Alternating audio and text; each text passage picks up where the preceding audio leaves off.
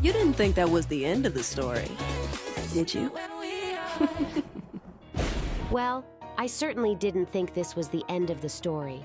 In fact, I think we are getting a Descendants 5 announcement very soon. Although all might seem well at the end, in the world of Descendants, there's always more to the story. Welcome back to the channel, guys. Did you all enjoy Descendants? The Rise of Red as much as I did? In this video, I will go over that cliffhanger ending that has us asking so many questions. If you have not watched the movie, you should really watch that first, since I will be covering many spoilers in this video. Now, if you're sweet like younger Bridget, make sure to like the video and subscribe to the channel. Ready? So to understand that cliffhanger ending, we need to go back to the start of the movie and understand the whole story. Trust me, my theory at the end will blow your mind. The Rise of Red starts off with fan-favorite character Uma returning to Auradon Prep as principal. Mal left her in charge, while she, Evie, and Jay travel the rest of the world to forge alliances. It's within the first 5 minutes of the movie that I already started crying, as we get a touching tribute to the late Cameron Boyce, who played Carlos. Are you sure?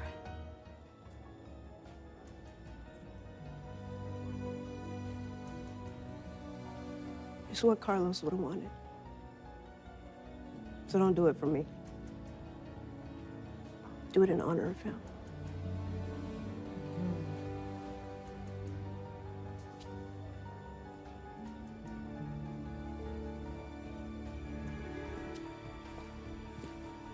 Hey.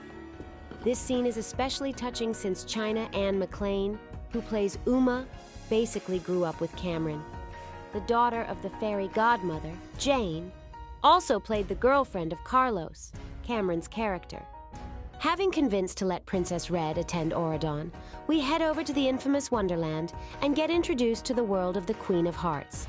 After hearing one of the best songs in the movie, seriously, it's so good, Red escapes from the soldiers with the help of Maddox Hatter, the song of the Mad Hatter. Maddox Hatter explains to her that she can forge her own future if she wishes, and hands her a pocket watch. This pocket watch would allow her to time travel. Maddox Hatter then says something that is very important for the rest of the movie. Keep this in mind for the ending. But I should warn you, when you alter the fabric of time, there can be some unpredictable consequences. I think I can live with that. Everything could change. So what will those consequences be? After disappointing her mother once again, Red receives the invitation that was mentioned by Uma at the start of the movie. Red is surprised that her mother wants her to go, but is excited nonetheless.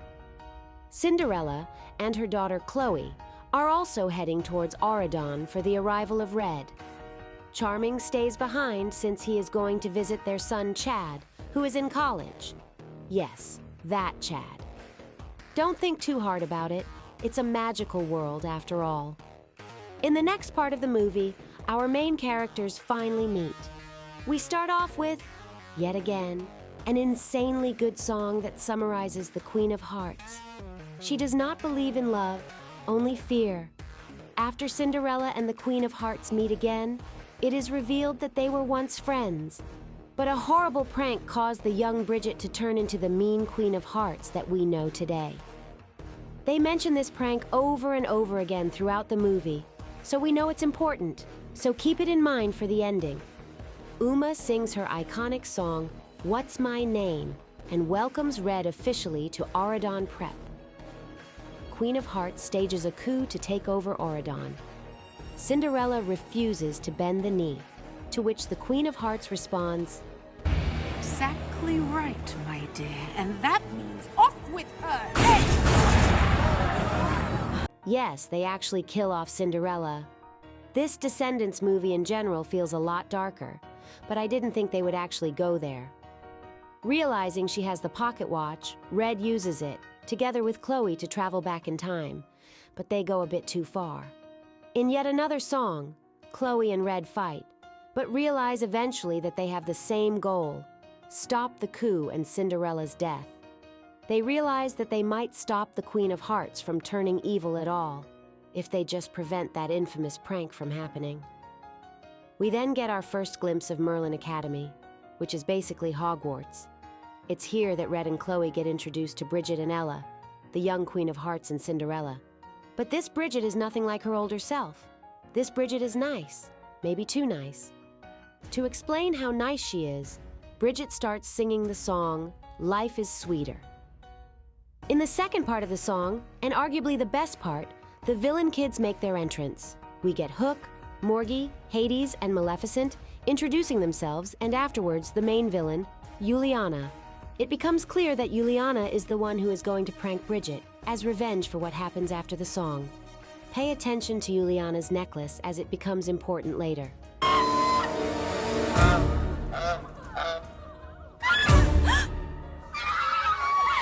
That was your own fault.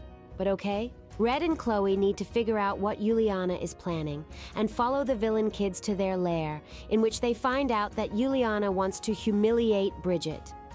To do this, they need a forbidden cookbook. To prevent the villain kids from getting their hands on this book, Red and Chloe decide to break into the principal's office, the location of where this book might be. After a long fight, they finally get their hands on the book, only to be interrupted by Juliana and her gang. When they open the book, however, they are enchanted by the protection of the book, so it does not fall in the wrong hands. Red then says Chloe should open the book, to which Chloe responds that Red should do it, since Chloe believes Red has changed and has become good. After successfully opening the book, the happy Red and Chloe travel forward in time to see if their plan worked. And it did. All is well, and everyone is happy. A bit too happy. As Bridget releases magical hearts in the air and lovingly greets her daughter, it's implied that Red and Chloe were successful in their mission, and the Queen of Hearts never turned evil. Cinderella is also alive, happily greeting her daughter Chloe in the crowd. While they sing a reprise of "Life is Sweeter," the camera pans to Uma, who says the infamous line, "You didn't think this was the end of the story, did you? Now, to break it down." Maddox Hatter, who gave Red the pocket watch, did say that there would be consequences. There is no way you can time travel and not mess things up. Even Red's actress, Kylie Cantrell, said that they have changed something for the worse. But what? Descendants 5? What do we know? Tea! I mean, well, you know that obviously in this film, Uma ends with the whole, like, it's not the end of the story when you mess with the fabric of time. So, like, obviously when we went back in time, we might have messed some things up. So we're gonna have to fix that. The Queen of Hearts was wearing a dress that was not fully pink, showcasing that her evil, red self might still be there. Others were noting that Chloe looked weird at the end. Will we get an evil Chloe? The most important thing is that we never saw the prank happening at Castle Coming, their version of Homecoming. Think about it. In the original timeline, Red and Chloe never stopped Juliana and her gang from getting the book. This also means that they opened it, but shouldn't the protection have frozen them regardless? This makes me think that they used someone else to open the book. Was it Ella? Remember this scene? Dizzy? Are you okay? Wait, are you? Dizzy, why are you wearing Uma's necklace? So we know their necklace gives them that power. So what happened? Was it Juliana disguised as Ella? We will have to see. I fully believe we will get an announcement for Descendants 5 soon, as there is so much more to tell. One final note. The earlier scripts showcased that this was only part 1. So yes, the story of Descendants is not over. But then again, we never thought it was the end of the story.